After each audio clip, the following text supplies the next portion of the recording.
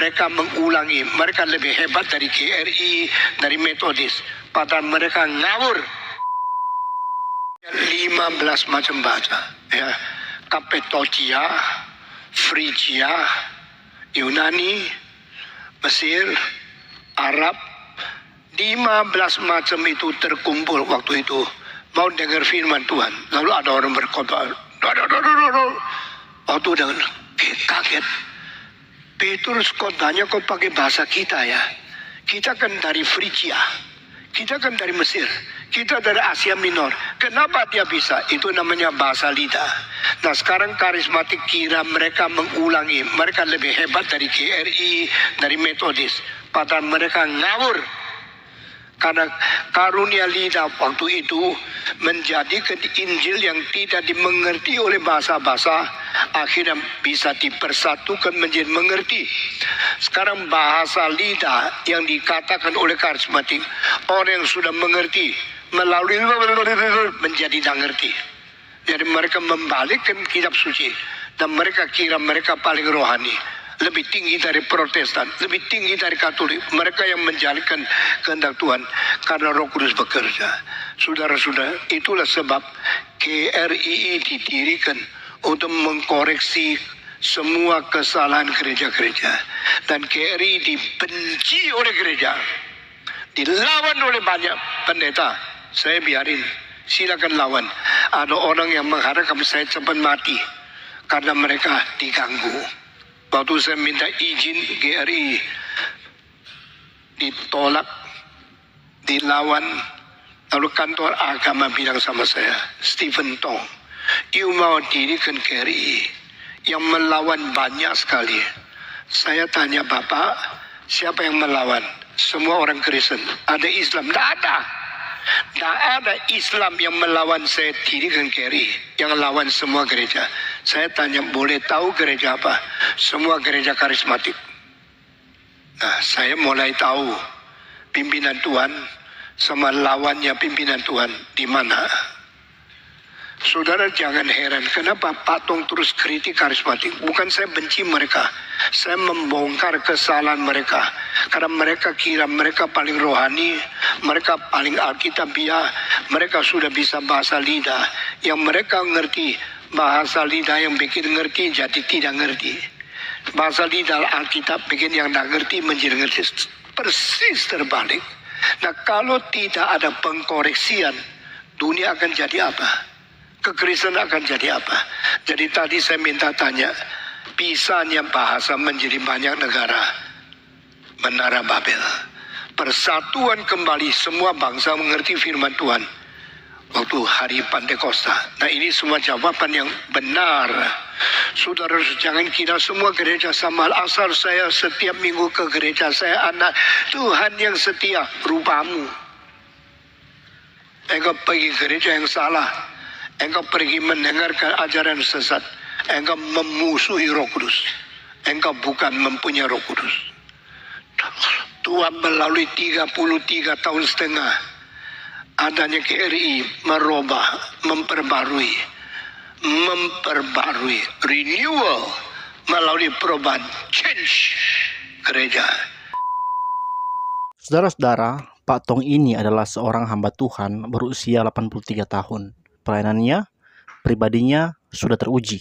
Kalau Anda sekolah Alkitab tidak, penginjilan tidak, masuk gereja jarang, khotbah tidak pernah, saya kira Anda terlalu lancang dan kurang ajar.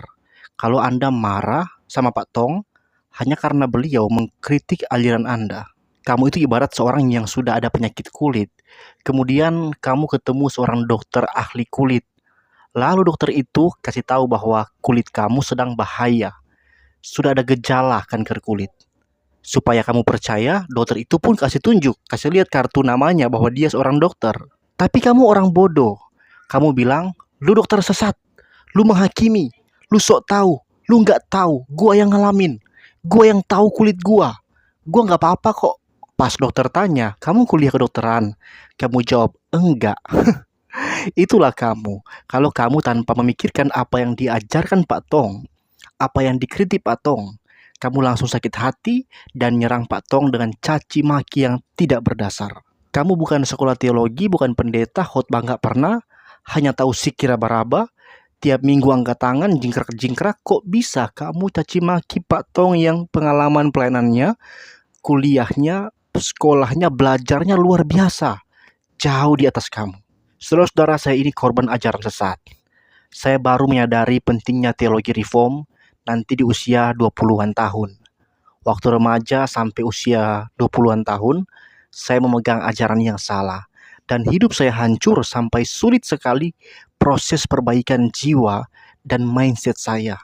Seandainya saya dari awal, dari kecil sudah mengenal teologi reform, pasti hati dan jiwa dan pikiran saya sudah sangat amat kuat dalam menjalani hidup ini. Saudara-saudara, saya sarankan, mari rendah hati mulai mempelajari apa itu teologi reform. Bukan aliran reform. Ini bukan tentang aliran, ini tentang teologi, tentang metode berpikir dalam Anda merenungkan Alkitab, dalam Anda membangun iman. Jadi Anda sekarang di gereja manapun judulnya, pastikan teologi gereja Anda adalah teologi reform. Kenapa harus teologi reform? Karena hanya teologi reform yang menjadikan Alkitab sebagai otoritas tertinggi dalam iman. Dalam teologi reform mengandung prinsip sola scriptura. Ini adalah prinsip yang menekankan bahwa apa yang Anda mengerti, baiklah itu adalah pengertian yang tidak menyeleweng dari firman Allah. Anda mungkin bertanya, bagaimana saya tahu bahwa pengertian saya tidak menyeleweng dari Alkitab? Jawabannya adalah Anda harus lihat apakah yang Anda mengerti bertentangan dengan teks Alkitab dan dengan orang-orang yang telah terlebih dahulu menafsirkan Alkitab dengan setia, yang bukan menafsirkan dengan diri sendiri atau pengertian sendiri, tapi menafsirkan dengan baik dan membukanya untuk diuji oleh orang banyak. Di dalam sejarah ada para bapak gereja seperti Agustinus, ada juga para reformator seperti Martin Luther, John Calvin. Mereka bukan hanya menafsirkan Alkitab dan karena ada otoritas mutlak langsung menegaskan ini tafsiran paling benar dan orang lain kayak bisa tolak. Tidak. John Calvin, Martin Luther, Zwingli, dan lain-lain, mereka orang-orang yang biasa, bukan paus. Mereka menafsir Alkitab dan membiarkan tafsiran mereka diuji oleh banyak orang dengan ukuran Alkitab saja. Dan terbukti dalam sejarah bahwa mereka menafsirkan dengan baik. Dengan cara demikianlah Anda tahu bahwa Anda itu tidak memiliki pengertian yang salah tentang iman Kristen. Yaitu Anda tidak bertentangan, pertama, dengan teks Alkitab. Kedua, Anda tidak bertentangan dengan ajaran-ajaran dari Alkitab yang sudah diuji dalam ribuan tahun. Jika Anda hanya mau pikiran Anda sendiri, mau membenarkan pikiran pendeta Anda sendiri, meski itu bertentangan dengan para pendahulu, maka Anda menjadi bidat yang terkutuk. Maka saudara-saudara, mari kembali kepada teologi yang benar. Teologi reform yang mendorong Anda menjadikan firman Kristus sebagai dasar iman. Teologi yang lain menjadikan pemimpin gereja, manusia biasa orang berdosa, menjadi dasar iman mereka. Apa yang pendeta saya bilang pasti benar, tidak mungkin salah. Pendeta saya pergi ke sorga, pergi ke neraka, melihat alam roh. Pendeta saya pasti benar. Pendeta saya buat mujizat, maka dia pasti benar. Pendeta saya kaya raya, pasti dia diberkati, maka dia pasti benar. Saudara-saudara, iman yang demikian bukanlah iman yang baik. Iman yang baik adalah iman yang kokoh, yaitu iman yang berdiri di atas batu. Apa itu batu? Batu itu adalah lambang dari firman Tuhan Alkitab. Iman yang buruk, iman yang keliru adalah iman yang berdiri di atas pasir. Pasir itu adalah uang, harta, jabatan, orang yang paling kamu cinta, bahkan pendeta. Semua itu adalah pasir. Jangan sandarkan iman Anda di atas semua itu.